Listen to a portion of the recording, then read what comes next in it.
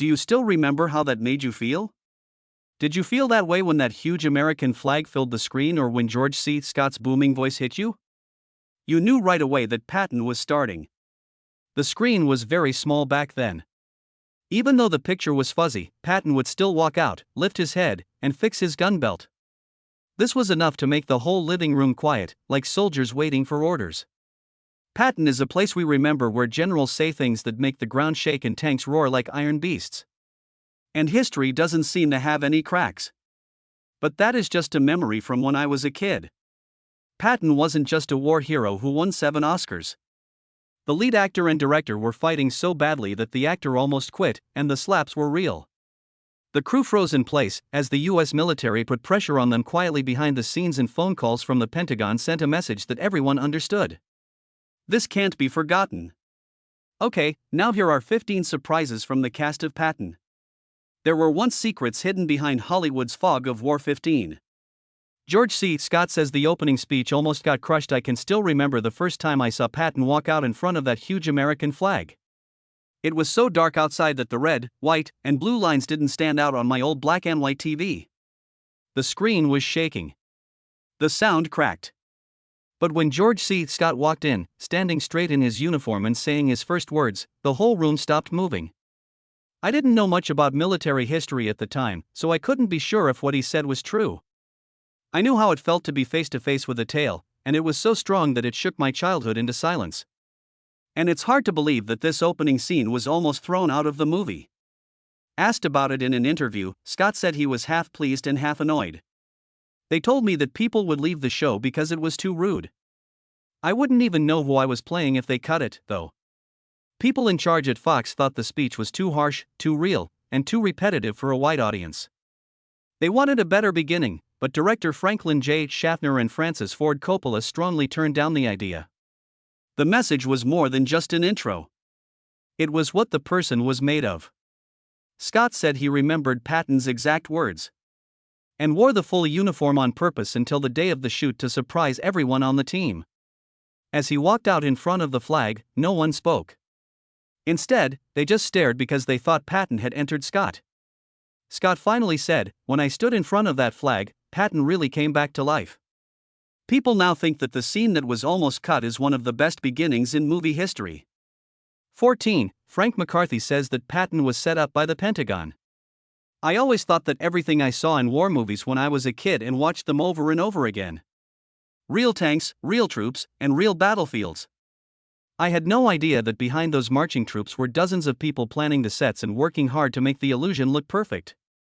Patton was one of those movies that was too big and real. I was too young to think that something so big could be done with just operations. When I heard Frank McCarthy's story, I knew he was the silent general of the movie. McCarthy said that he had been obsessed with the idea of making a pattern picture for years. He had been Assistant Secretary of War at one point. Because he was in the military, he was able to get to places where no one else could touch secret military files. Real cars and real outfits. During filming in Spain, Franco's government decided to give real soldiers as extras and even let them borrow M48 tanks to paint as German tanks. When scholars said McCarthy's work was inaccurate, he just shrugged and said something that will never be forgotten. People who study history don't like it, but viewers do. I decide who will watch. McCarthy was the one who stood strong when the Patton family complained about the slap and the studio wanted to improve the general's image. Patton wasn't always good. Because of this, he's worth telling. If Coppola was the soul and Scott was the heart, then McCarthy was the engine that drove Patton forward. The movie would not have been the same without him. Its raw truth is what makes it worth seeing today. 13. Stephen Young admits, "I saw the slap." Nothing a VHS tape could ever record. In the 1990s, I watched Patton on a VHS tape that had been played over and over again. And every time, I stopped at the part where Patton hits the man. It wasn't because I liked it, but because the tape always broke at that exact moment. The picture shook. The smack broke up into jumbled sound waves. I thought the tape was broken or the machine was old when I was a kid. I found out the tape wasn't broken a long time after the fact. The truth just couldn't be in it. Stephen Young, who played Captain Chester Hansen, said that the crew froze when George C. Scott hit them for the first time. No one moved. No one moved. Scott did not hit like an actor would. He hit with his fist like a general striking a soldier. What was even stranger was that the take that was used in the movie wasn't the original. The first time, Scott grabbed the soldier's collar, pulled him forward until their faces were almost touching. He had fiery eyes that looked like he was going to eat the man whole. Stephen Young still gets scared when he thinks about it. Scott wasn't pretending, he was really Patton, which was scary. Everyone thought that people in 1970 wouldn't be able to stand such violence when Schaffner watched the film. They had to shoot a lighter version, but people are still scared by even those lighter takes today. I finally understand why that scene scared me so much as a child. Because it came from a time when there was no difference between the actor and the character at all. This was the time when Patton got away through Scott. 12. Morgan Paul says that the US military put quiet pressure on Patton.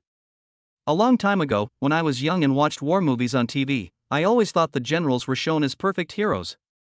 When I was older and watched those movies again, this time with the doubts of an adult, I started to wonder who chooses which dark places stay and which ones go away. Morgan Paul told me the answer. He said that the US military didn't want Patton to be presented too harshly, and scenes that showed sensitive material were asked to be looked at again. These scenes included the slap, the fits of rage, and some decisions that caused a lot of controversy. Paul remembered, I saw a lot of calls coming from the Pentagon. The hints were very strong, but they didn't say what to do. But what shocked me the most was how director Schaffner reacted. The more people told him to clean up the character, the more determined he became to keep Patton just the way he was: rough, confusing, beautiful, and dangerous. Paul said that Patton would have turned into propaganda instead of a psychological classic if the director hadn't been so stubborn. And that's when I realized that honest war movies don't just happen. They exist because someone is willing to stand up for the truth, even if it makes other people feel bad. 11. Carl Malden and George C. Scott say that we fought, even when the cameras weren't rolling. Do you remember how you felt? The one you got while watching Bradley and Patton stand next to each other in that command tent? There were no blasts or bullets flying. But the stress was so high that I could feel it in my chest even when I was a child. They looked at each other and spoke in a way that made that scene feel too real.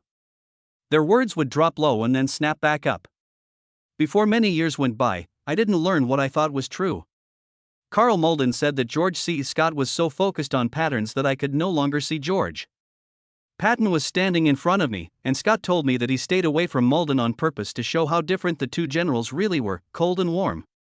Someone on the team once said that when Scott walked in, the whole set stood up straight, but when Malden came in, the air became less rough. There was no screaming or fighting, just two different energies crashing into each other so easily that the scenes they shared felt real without them having to do anything. Because of that quiet truth, their fights in the movie felt real and sharp as a blade. There are some performances that can only be felt. 10. Francis Ford Coppola says, I was fired from the movie, but I still won the Oscar. I remember seeing a picture of Coppola from that time. Her eyes were bright with confidence and hazy with worry. This is the look of a writer who knows his work could be turned down at any time. He or she was the one who wrote Patton. In an interview, he talked about the moment that changed everything, being called into a Fox office and hearing a line as cold as a knife. That's too much psychology in your story. We need tanks, not time to think. Coppola laughed as he told it again. I thought Patton was over for me the day I was fired.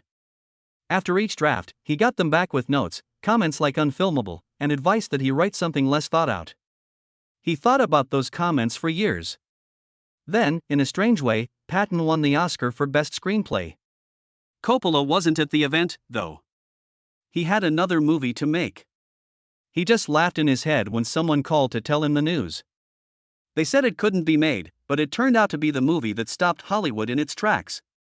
What could be more bittersweet than the fact that a scriptwriter who was fired from a project went on to make it a success? 9. I had to act in front of the real General Omar Bradley, Carl Malden says. Do you remember the first time you realized that a real person from history was standing behind an actor playing that person?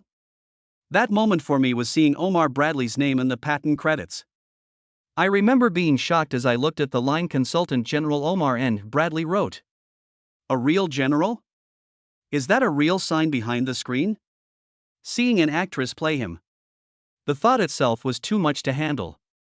But for Carl Malden, that stress wasn't just an idea, it was something he lived with every day. Malden said Bradley just sat there and watched every scene, line, and breath. Not to pick on him, but to make sure that Hollywood didn't weaken, shrink, or change him. Malden said it was like playing a man whose breath was right behind your ears. He had to speak like Bradley's voice gate. And a small nod down. But he wasn't allowed to change him into Patton's shade at all. Bradley even asked for changes to be made to very small lines, things that most people would not even notice. But for him, being right was an honor. Malden said something that made it clear right away how important this balance was. Bradley kept me in check so I could handle the storm that was Patton. That's why the scenes between Bradley and Patton were more than just acts, they were like two real lives coming together. 8. George C. Scott says that he lived as Patton so much that he almost passed out. There are times when I watch Patton again and I still wonder how heavy the air on that set had to be for such a violent change to happen. A performer slowly changing into the role he played. Other people on the set said that the whole thing seemed to change color every time George C. Scott walked in. No one was told to be quiet. Even so, everyone naturally lowered their voices. He didn't walk like a performer. In his walk, he looked like a general checking out a battlefield.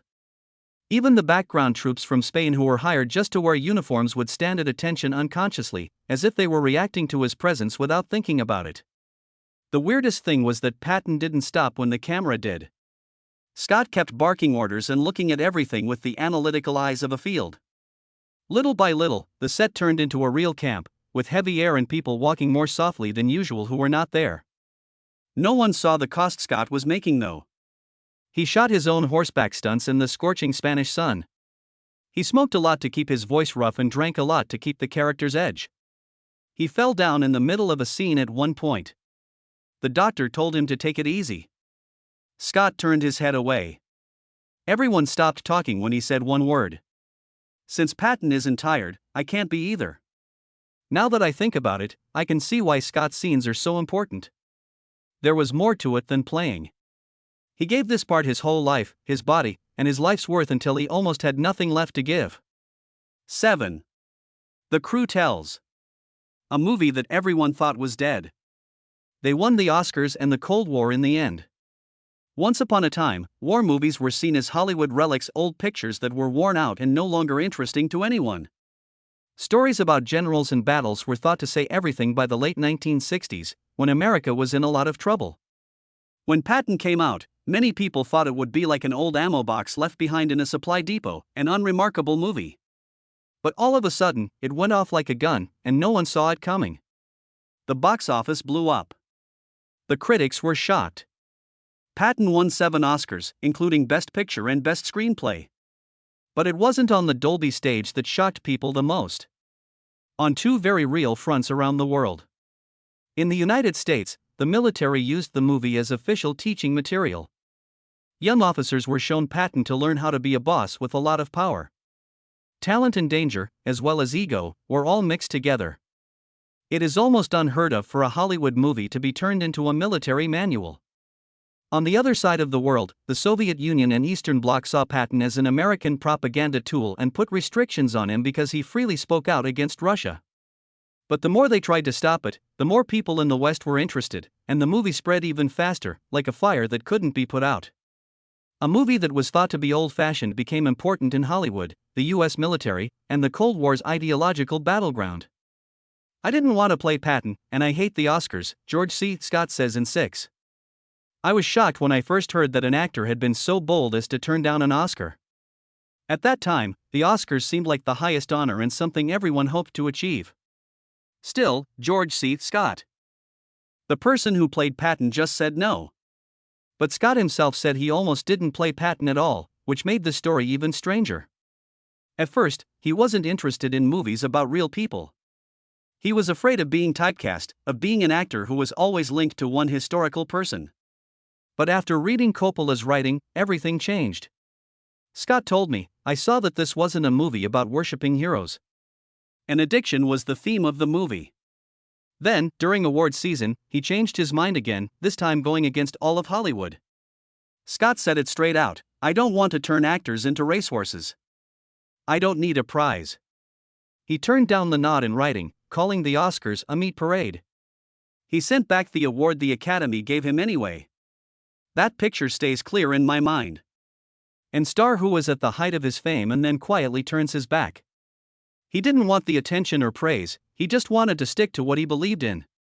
In the fifth place, the Soviet Union used Patton to spread propaganda. Movies weren't just movies once upon a time. Something like a political stance, a statement, or even an arrow directed at an opponent could be it. Patton came into the world right in the middle of that time. But in the Soviet Union, it was a tool of American propaganda. In the West, it was a big movie. Patton publicly criticized Russia in the movie when it was shown in Europe, which the Kremlin thought was wrong. They strongly criticized it and said that Hollywood was spreading anti-Soviet ideas on purpose. Because of this, some Eastern European countries outright banned it. Others only let limited or highly edited screenings happen. All of them said that the show was sensitive. The funny part was this, though. The West wanted to see it more and more as they banned it. Prohibition turned into free advertising. So Patton, long dead, kept fighting in a different war, the cultural Cold War. Movies were the weapons, and public opinion was the front line for the makeup that made soldiers shiver. There are parts where the person isn't even there. There is only the character left. And seeing George C. Scott was the first time I ever felt that way. In the uniform of Patton. The sharp eyes, the square mouth, and the gun with the ivory handle sticking out of his belt. But I didn't know that Scott had to be changed in order to make that moment happen. The makeup artists used fake bones and teeth to make his jawline and cheeks look as much like the real Patton as possible. Each stitch of the outfit was made by hand based on pictures from the past. The very distinctive pistol with an ivory handle that was Patton's symbol was copied down to the smallest detail. Many veterans stood up straight in shock when they saw the first showing. Patton seems to be alive again. The makeup was no longer just for the play. It turned into a second skin for Scott, one that let him become so much like Patton that he became obsessed with it. The actor went away, and the general came out. And that is sometimes the scariest thing about movies.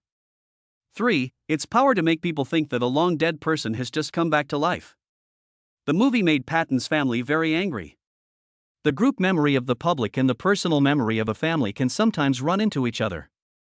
One of these people is Patton. The Patton family was furious as soon as the movie came out. They thought that Hollywood had ruined the general's reputation by making him look careless and focusing on his anger and the slap. The violence and downplaying how smart and subtle he was as a leader. They didn't want people to remember Patton for his bad behavior or mistakes, but for his smarts and strategy. That said, director Frank McCarthy fought back hard. This is the truth, not a set of rules. He thought that Patton's flaws and shadows were what made him unique. They decided that there would be no changes to the script or cleaning up. In the end, history agreed with the movie. Most people today know Patton from George C. Scott's play A Patton, which shows how complicated, rude, beautiful, and full of contradictions Patton really was. It's funny that Patton's family wanted to protect his legacy, but the movie they were against is what everyone knows him for. 2. The finish was changed to make a story. This movie's ending has always interested me more than the story that comes before it.